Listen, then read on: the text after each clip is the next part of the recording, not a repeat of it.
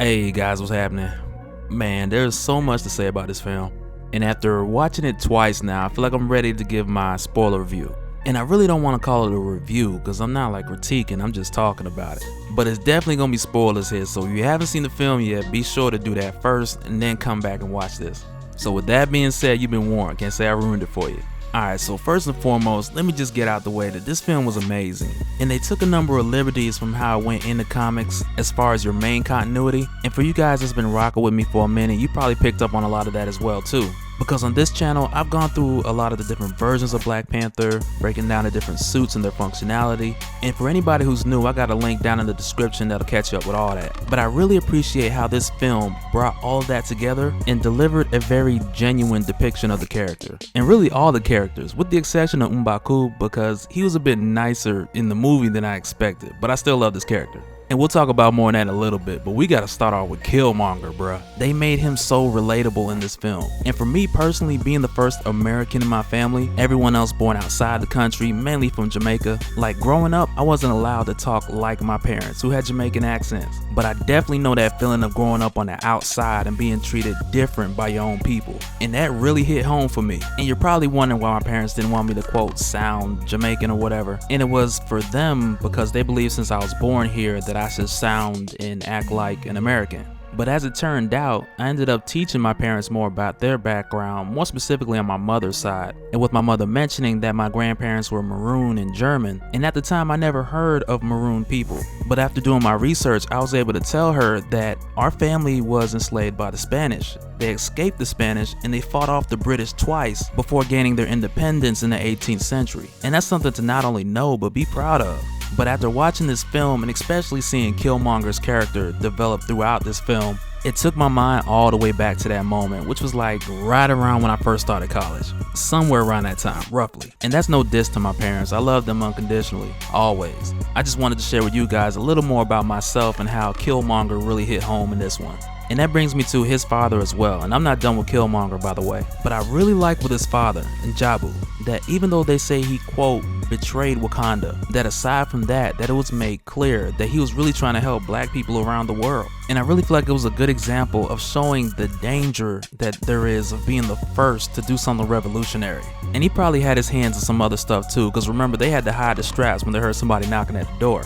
And that takes me over to the young Zuri. Like when we found out that James was a spy, that let us know early on that the secrecy of Wakanda was serious. Like their spies have spies. And I wouldn't even be surprised if they spies had spies on top of they spies. But I liked getting that reveal early on because it showed us this isolated nation was very connected around the world. And yo, with the Dora Milaje came knocking at the door and he made that Grace Jones reference, and then Jobu was like, who is it? And James was like, oh, there's a couple of Grace Jones looking chicks at the door. And I'm gonna tell you right now, if you missed that reference or you're just too young to know who Grace Jones is, back in the 90s, if you had to describe what the Dora Milaje was to somebody who didn't know at all, you could just say an army of Grace Jones. And she's done a ton of movies since then. My personal favorites are from those time periods like the 80s and 90s because she did Conan the Destroyer. She was in Boomerang with Eddie Murphy. Boomerang's probably my top 5 favorite movies ever, by the way. And Boomerang also came out in 1992, which is the same year that scene in Black Panther takes place. But I really like the Grace Jones reference because she's always embodied power and the pride of being who she is and not really caring what you think about it. And to me, it was very important that the Dora Milaje embodied that, which in this film they very much did. And I can only imagine with all the different characters that had to be shown and developed in this film that there was really only so much time to give everybody a piece of the action, especially when you have the responsibility of introducing the audience to a place in the Marvel Cinematic Universe that hasn't been explored yet. And in the broad picture, Ryan Coogler did an amazing job bringing it all together because we got to see General Okoye put in her work, and she had some really fierce moments. South Korea probably the one that takes the cake, because when she stopped that truck with a spear, that was sick. And I'm not gonna front, I wanted more of that from the Dora Milaje. And that's not anything that should take away from the film, and I don't believe that it does, but I would like in the sequel, and you know there's gonna be a sequel, because you don't do over 400 million in 4 days and be like, oh, well, we'll just stop right there, that's enough. Because Disney trying to get them billions back. They just bought all of Fox's studios, streaming services, full rights for the Star Wars original trilogy, bought back Marvel characters, and they're like, Black Panther, if you can go half on Wolverine, we'd appreciate it. But in the sequel, or maybe even in Infinity War, because there's still plenty of films, plenty of time to show more of Wakanda. But in those films, the Dora Milaje is just one of the many things I would definitely like to see more of shine throughout the years as time goes by. And like I said, there's plenty of time for that. So the next thing I want to mention from the film is the Necropolis, which I don't believe in the film they called it this by name, but this is the place where either T'Challa or Eric Killmonger went to for the ceremony right after the battle at Warrior Falls. And this really has me thinking, because we haven't seen the Soul Stone yet, and I still believe firmly that the Soul Stone is in Wakanda, and even more specifically located in the Necropolis. And it's very possible that when we get to Infinity War, it'll probably be mentioned in a discussion between T'Challa and Shuri, because with Wakanda now being shared with the rest of the world, there's definitely going to be a list of things that Wakanda is not going to share with the world no matter what. And it's not until the Black Order comes to Wakanda looking for it, at that point T'Challa will tell the Avengers, and that'll possibly be how the word gets out. And if you think about it, when Thanos takes the Soul Stone from Wakanda, it is very possible, if it's located in the Necropolis, that the Soul Stone is the very piece that allows the Black Panther to communicate with his ancestors. And if that happens, it'll literally be like severing a nation from their ancestors, like crazy painful. And with the Soul Stone being taken, and just to let you know, we in the realm of speculation here, but with the Soul Stone being taken, that goes to another thing I would have liked to see more of in this film that we did get a little bit of here and there, and that's the Panther god, Bast. And we talked about Bast quite a bit on this channel, and once again, all that's in the playlist in the description. But with the Soul Stone being taken, I feel like that's a great opportunity for T'Challa to have to answer to Bast when that happens. And not too close to the comics to where he gets eaten or nothing like that, but it would be pretty dope to see Bast visit T'Challa in present day. But on the subject once again of Wakanda sharing their technology and information with the rest of the world, I believe it's then when we get that moment where we talked about in that Infinity War prelude, where Tony Stark slips back into that mode of paranoia and doing everything that he can to prepare for what's to come. And I say that because we know at this point with the comics that fill in the blanks between the movies with the different preludes, that the new suit Tony's wearing in Infinity War is actually a combination of all the suits he's made thus far put into one. And I truly believe that after he's gotten his hands on this information and a portion of Shuri's research, that he literally puts it all together and comes up with this suit. And there's no telling if his suit will actually have vibranium in it. Personally, I don't want it to. I'd much rather it take the nanotech route, because like I mentioned in the previous video talking about the Model Prime armor, I really like how he designed that suit to create different constructs and weapons by just working with what he had. And I'd really like for Tony Stark in the MCU to do that same thing. And I feel that way because I believe it'll just add on that much more to his creativity. And don't take me wrong, I wouldn't mind it having some vibranium, but I just hope that they don't make it like a full vibranium suit. But the more I talk about this, the more I get this feeling that they're gonna do it. But we'll see, because if they do, it'll explain how a suit this size can actually turn into a Hulkbuster. Because if T'Challa's full suit can fit inside of his necklace, then clearly a Hulkbuster can fit inside of this entire suit. So there you go. But getting back to Black Panther, focusing on the film, and mainly with Killmonger, because Ryan Coogler's writing and Michael B. Jordan's performance, they made me love this character way more than I did just reading the comics. And part of that kind of goes to, okay, with a PG-13 movie, you can only get 2 or 3 cuss words in the film. And Marvel is brilliant with using them and making them count. Like Spider-Man in Civil War. When he saw Ant-Man get super big, that's when they used theirs in that one. Thor Ragnarok, when Thor returned to Asgard and Loki was disguised as Odin and he seen Thor, he was like, oh, like they made it count. And in Black Panther, if I'm not mistaken, I feel like Killmonger used all of them. And it's almost like he was like, yo, this movie get 3, I'm gonna find all of them and I'm gonna put their ass in the dirt. And I'm not gonna repeat all of them, but they were just well used when he used them. Which also reminds me of Demolition Man. So when Killmonger was in the British Museum, I could have sworn we're gonna have a Demolition Man moment.